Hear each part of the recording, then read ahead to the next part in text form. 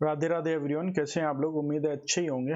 आज तो मार्केट में आप लोगों को मजा आया है, काफी अच्छा मोमेंट था आज, ठीक है ना, दोनों साइड। चलिए एनालिसिस करते हैं कि आज क्या हुआ, कल क्या होगा, ठीक है ना। देखिए कल जो डाटा था ना, यूएस का सीपीआई डाटा था, वो नेगेटिव था, ठीक है। इस वजह से मार्केट में काफी बड़ा गैप डाउन, 500 समथिंग 500 पॉइंट का गैप डाउन बैंक निफ्टी में मिलता है, और 100 समथिंग पॉइंट का गैप डाउन, 150 प्लस का गैप डाउन अपन को निफ्टी में मिलता है, ठीक है ना। फिर डाउन साइड से एक बाउंस आता है, ठीक है ना, क्योंकि निफ्टी में 513 का लेवल और बैंक निफ्टी में जो हमने लेवल दिया था कल, जो बात की थी 800 का लेवल, ठीक है ना, वो ब्रेक नहीं होता, 44,800 का लेवल, और एक अच्छा बाउंस आपको देखने को मिलता है। उसका रीजन भी था, कुछ कुछ सेक्टर्स ने काफी अच्छा किया, जैसे कि आज निफ्टी पीएसयू बैंक देखेंगे तो निफ्टी पीएसयू जो बैंक है उसमें 3% का गेन है, ठीक है। निफ्टी पीएससी में 3.25% का गेन है, ठीक है ना। तो सेक्टरल गेन काफी अच्छा था। Nifty mid cap, Nifty small cap में भी 1% का गेन यहाँ पर है, ठीक है ना। तो मार्केट में काफी अच्छा बाउंस आया, और एफआईआई डाटा बुलिश हुआ है। उन्होंने अपनी जो शॉर्ट्स पोजीशन थी वो कट किए, स्क्वायर ऑफ किए, और एक अपसाइड का व्यू लिया है यहाँ से, ऐसा लग रहा है मुझे, ठीक है।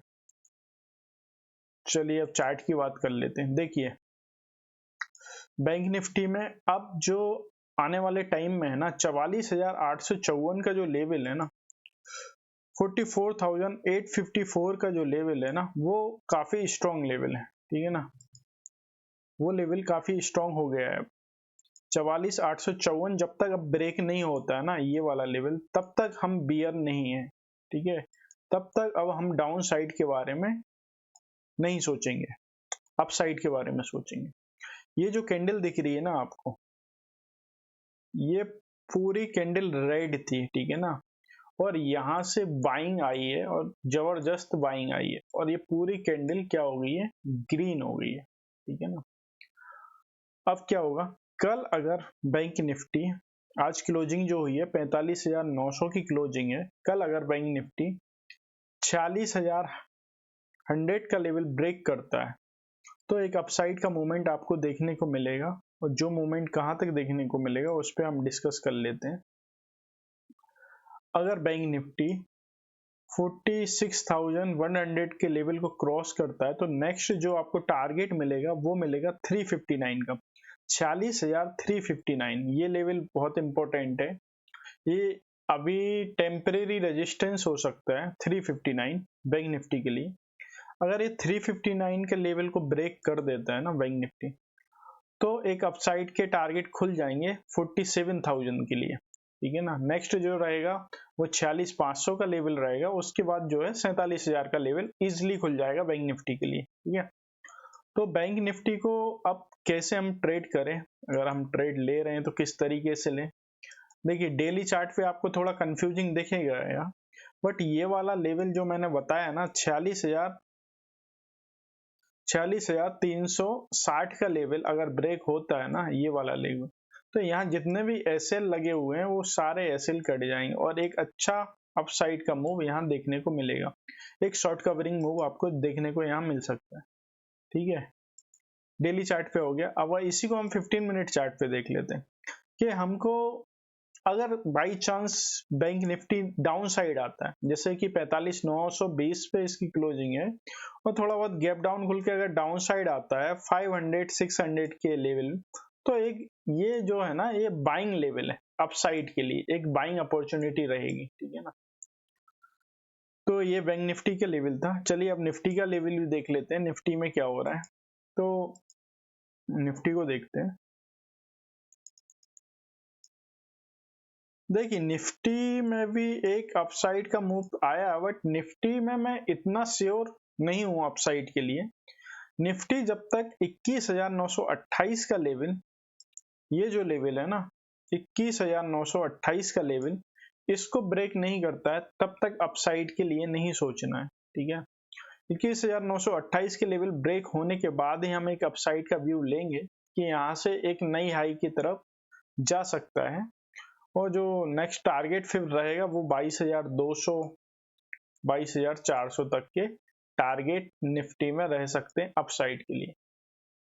और अगर ये डाउन साइड आया तो फिर से 21,513 हमने लेवल दिया था कल के वीडियो में, 21,513 का लेवल डाउन साइड के लिए ये एक स्ट्रॉन्ग सपोर्ट बनता जा रहा है। जब तक इसको निफ्टी ब्रेक नहीं करेगा ना, तब तक एक डाउन साइड के चांस कम है। और अगर आप ध्यान से देखेंगे तो निफ्टी ने वीकली चार्ट पर 9 EMA पर सपोर्ट लिया है, और 9 EMA जो लेवल आ रहा है वो 500 के आसपास ही है।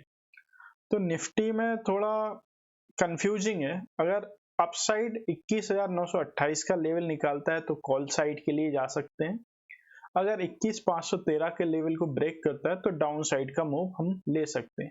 ठीक है, निफ्टी में सिंपल है। कुछ स्टॉक्स की भी बात कर लेते हैं।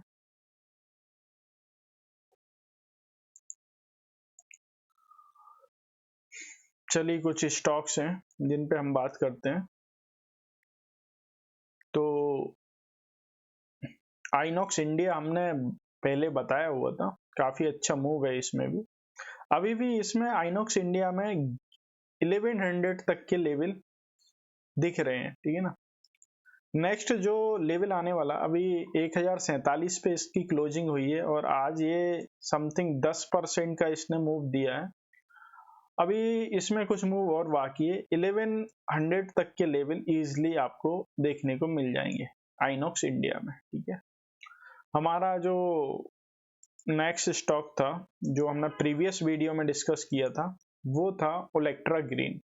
ठीक है ना, तो ओलेक्ट्रा ग्रीन में भी अच्छे खासे टारगेट मिल चुके हैं जिनके पास भी ये था, और यहाँ पे एक डोजी टाइप की कैंडल का फॉर्मेशन हो रहा है, तो हो सकता है ये थोड़ा बहुत डाउन साइड आ जाए। ठीक है, डाउन साइड आने के भी इसके थोड़े चांस हैं। ठीक है, तो ओलेक्ट्रा ग्रीन जिसके पास है वो प्रॉफिट बुक भी कर सकते हैं। और हमने कुछ प्रीवियस वीडियो में 2-3 स्टॉक और डिस्कस किए थे, उन पे भी बात कर लेते हैं। एक जो स्टॉक था वो था नाटको फार्मा। ठीक है, नाटको फार्मा का जो स्टॉक था, ये लॉन्ग टर्म के लिए कुछ स्टॉक्स मैंने सजेस्ट किए थे, तो आज 3.5% 5% का इसमें गेन हुआ है, मतलब इसने 909 का हाई मारा है। तो ये भी काफी अच्छा है और काफी अच्छा पैटर्न बना रहा है। अगर ये 920 का लेवल को ब्रेक कर देगा तो 1000 के नेक्स्ट जो टारगेट रहेगा 960 का रहेगा, उसके बाद 1000 का लेवल आपको देखने को मिल जाएगा। नाटको फार्मा काफी अच्छा स्टॉक है। ठीक है, तो ये कुछ स्टॉक्स थे जिन पे डिस्कस करना था। आज हमारा जो GMDC जिसमें हमारी पोजीशन फंसी हुई थी उसमें भी 7 से 8% का गेन हुआ है पिछले 2 दिन में। ठीक है ना, मतलब 25% क्रैश हो गया था ये स्टॉक, 361 पे आ गया था, और आज जो क्लोजिंग है वो 406 की है। इसने अपसाइड 424 मार दिया है। ठीक है, तो ये अपसाइड जाने की, ये 22 EMA से अपसाइड के लिए जाने की कोशिश कर रहा है। अगर यहाँ से अपसाइड आया तो 520 का फर्स्ट टारगेट रहेगा। ठीक है, तो ये कुछ स्टॉक्स थे। निफ्टी बैंक निफ्टी के लेवल बता दिए हैं।